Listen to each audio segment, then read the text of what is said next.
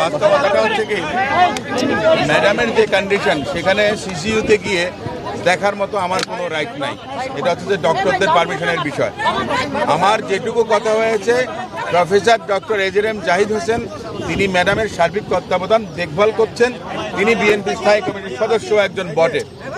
ওনার মন্তব্য, ওনার বক্তব্য, ম্যাডামের কন্ডিশন আগের থেকে হয়তো কিছুটা স্লাইড হয়তো ভালো, কিন্তু ম্যাডামকে যদি কন্ডিশন এমন হতো যে বিদেশ নেওয়ার মতো যদি অবস্থা থাকতো, তাহলে হয়তো বা সিঙ্গাপুর নিয়ে যেতেন, অন্য দূরের কোথাও না, ইউরোপ বা এরকম কোনো কিছু না, কারণ সিঙ্গাপুর কোম্পানিটা একটু কম লাগবে, অন্যান্য দেশে আর একটু বেশি লাগবে। কিন্তু কথাটা হচ্ছে যে আপনার সে ধরনের অবস্থার জন্য ম্যাডাম ফাইটার, ম্যাডামের জ্যেষ্ঠ পুত্র জনাব তারেক রহমান সাহেব বলেছেন যে ইতিপূর্বে 6বার মৃত্যুর মুখ থেকে ফেরত এসেছেন।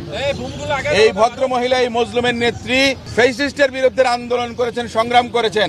তিনি দেশবাসীর কাছে ডক্টর জাহিদ দোয়া চেয়েছেন ম্যাডামের জন্য যে গণতন্ত্র এদেশে প্রতিষ্ঠিত হয়েছে সেটা যেন তিনি দেখে যেতে পারেন।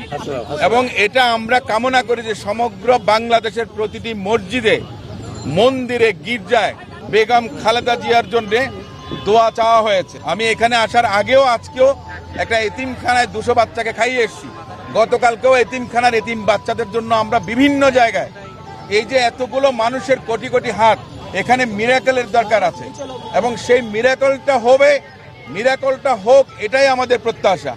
এবং ওনার এই সুস্থতা, ওনার রোগ মুক্তির জন্য সমগ্র বাংলাদেশের জনগণ যেভাবে চাচ্ছেন, ইনশাল্লাহ আমি মনে করি যে ওনাকে একটা স্টেবল কন্ডিশনে, যেটা জাহিদ ভাই নিজেও বলেছেন, যদি সুযোগ পাওয়া যায় ভালো হয় তাহলে বিদেশ নেওয়া যাবে। বাট এখনকার যে অবস্থা, যে হাই অল্টিটিউডে অ্যাটমসফিয়ারিক প্রেশার যেটা আছে, সেই অবস্থাটা ওনার এই মুহূর্তে নেই।